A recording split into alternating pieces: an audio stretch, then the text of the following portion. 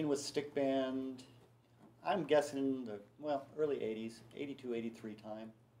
Was their sound guy, along with my partner. I went and did 3 shows with Jim, and pretty much stayed with him after that for the next 3 to 5 years. The band had their own instruments, had their own amps. We would come in and bring the sound system, monitors, microphones, mains. Typically in live sound, in club sound, it's more sound reinforcement. You're taking what's coming off the stage and then you're adding the vocals on top of that and adding the things to balance what's coming off the stage. That wasn't the case in this band. This band, everything was coming through the PA. So as a sound guy, I was making the sound, or we were making the sound of the band. In live sound, the sound coming off the stage is quite loud. You'll have a drummer that'll be playing acoustic drums, and just the drums are so loud that the guitars have to be turned up quite loud to overcome the drum sound, just so you can hear it.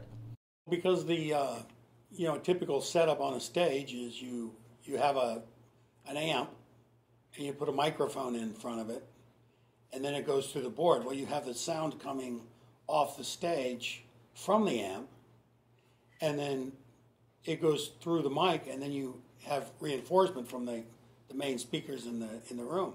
With Stickband, everything was run direct. So we had total control of everything that was in the mains, as well as everything that was in the monitors. Very little sound was on the stage. Everything was run direct or straight to the board. So most of the music, most of the instrumentation came back through the monitors. The sticks were playing these little teeny amps. The volume was very low. The biggest amp on stage was a 112 speaker, very, very small amplification on stage. They kept their monitors low so that they could hear. They didn't go stage deaf, and we could do what we wanted with the sound.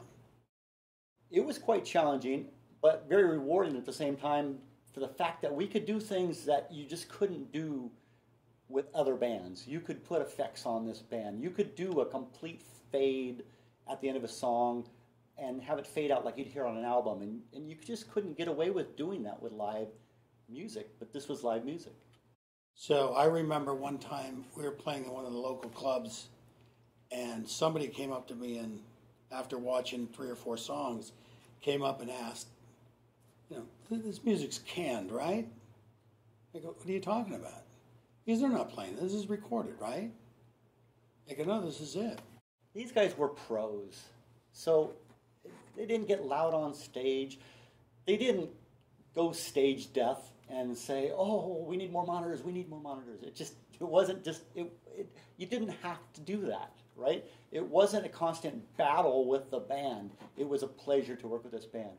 This was one of the first bands that I had worked with that, one, I felt we were included as part of the band, as well as having all the control of the band, like, say, a musician would.